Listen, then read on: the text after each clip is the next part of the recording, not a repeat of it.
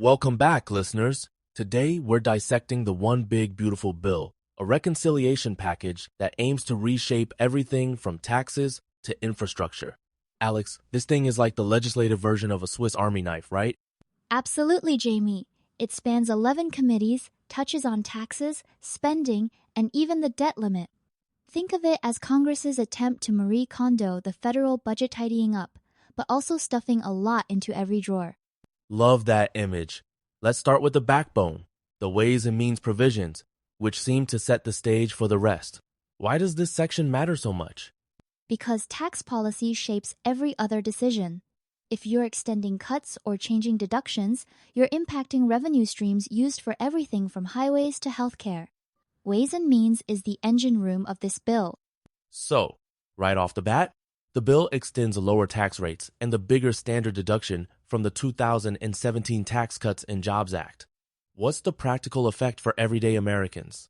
In plain English, it means most families avoid a tax hike that would have kicked in if the old provisions expired. The standard deduction stays higher, so more people can just take that one big write-off instead of itemizing. But is this just kicking the can down the road, or is there a real strategy here? It's a bit of both. Strategically, it keeps disposable income up for about 62% of taxpayers. But critics argue it's a pricey way to keep voters happy, especially when you look at the $4.7 trillion revenue hit over a decade. Now, here's a twist ending the deduction for personal exemptions. That sounds like one of those moves where you have to read the fine print. What's the rationale? It's all about simplification. By removing personal exemptions, they're streamlining the process. It's like cleaning out your closet, fewer moving parts, fewer headaches. But families with many dependents could feel a pinch unless credits offset the loss. Is there a risk folks end up paying more? Or does the expanded child tax credit make up for it? For most, the beefed-up child tax credit picks up the slack. But for childless households or those with non-child dependents, it's a mixed bag, highlighting the trade-offs in tax design. Speaking of the child tax credit, the bill extends and enhances it. That's a headline grabber. How big of a deal is this for families? Huge! It's cash in hand for families with kids. Think of it as a monthly boost that can cover everything from diapers to algebra tutors. Some estimates show child poverty drops by up to 40% with robust credits like these. Are there any catches? Or is this just free money for parents? Well, there are income phase-outs, and some argue it may discourage workforce participation at the margins. But overall, it's a lifeline for millions, and the data from past expansions backs that up. Let's pivot to Main Street. This bill extends and enhances the 20% qualified business income deduction. Who's cheering in the small business world right now? Basically, any mom-and-pop shop or freelancer structured as an LLC or S-Corp. It's like the government giving you a coupon for 20% off your business income taxes. The idea is to keep entrepreneurship alive and competitive with big corporations. But critics say it's a windfall for wealthy business owners. Is that fair? There's truth to that some high-income professionals benefit, but according to IRS data, about 85% of filers using this deduction earn under $200,000. The design tries to target mom and pop, though the line is blurry. Next up, the bill extends the increased estate and gift tax exemption. For the uninitiated, what does this mean for families passing down wealth? Think of it as a much bigger safe zone now. Families can transfer up to $13 million tax-free. This helps family farms, small businesses, and, yes, some very wealthy heirs. The debate is whether this fuels economic growth or just entrenches dynasties. Some say these exemptions mainly benefit the ultra-wealthy. Is there data behind that? The Tax Policy Center estimates only 0.1% of estates pay the tax now. So, yes, it's mostly about the very top, but advocates argue it prevents forced sales of family businesses. The bill also keeps A&T exemption thresholds high and maintains limits on mortgage and casualty loss deductions. How do these tweaks play out for the middle class? By raising AMT thresholds, fewer folks get caught in that alternative tax trap.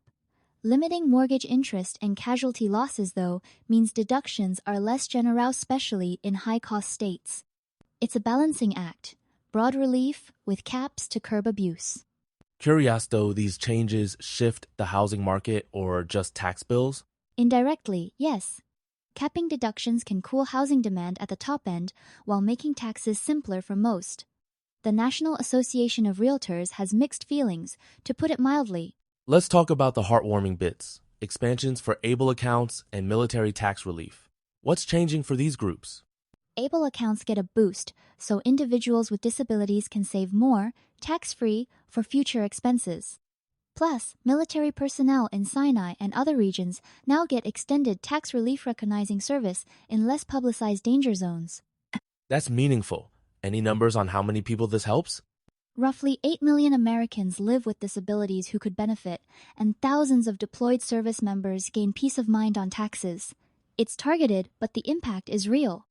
Switching gears, let's hit the agriculture section. The bill restricts USDA from hiking the Thrifty Food Plan above inflation. What does this mean for SNAP recipients?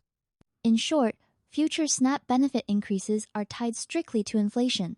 Proponents say it curbs runaway spending, but anti-hunger advocates worry it ignores rising food costs and nutritional needs. It's a classic budget versus benefits debate. Could this cap widen the gap for food-insecure families? Potentially, yes. If food prices outpace inflation, families could feel a squeeze. The Urban Institute projects modest, but real impacts on food security over time. Let's zoom out. The bill also takes big swings at healthcare spending, student loans, and infrastructure. Are these changes as sweeping as the tax provisions? They're significant. Healthcare tweaks target drug pricing and Medicare outlays. On student loans, the emphasis shifts toward income-based repayment and workforce grants. Infrastructure gets a permitting fast-track think speedier highways, fewer bottlenecks. Sounds ambitious. Any estimates on the impact for students and commuters? The Congressional Budget Office projects hundreds of thousands more students qualifying for relief, and infrastructure dollars flowing sooner, though the devil is in the administrative details. All right, let's confront the elephant in the room. The bill reduces federal revenue by $4.7 trillion over 10 years. Is that as scary as it sounds? It's a huge number, but dynamic scoring suggests economic growth could offset about 19% of the loss. Picture it like a diet cheat day. Yes, you splurged, but you also ran an extra mile. The real argument is whether growth will materialize as hoped. So, in sum, the bill is a high-wire act, lots of relief, lots of risk. Any final thoughts on the long-term outlook? It's bold, it's controversial, and it sets the stakes for the next election. Voters will ultimately decide if this is a beautiful solution or just a beautiful mess.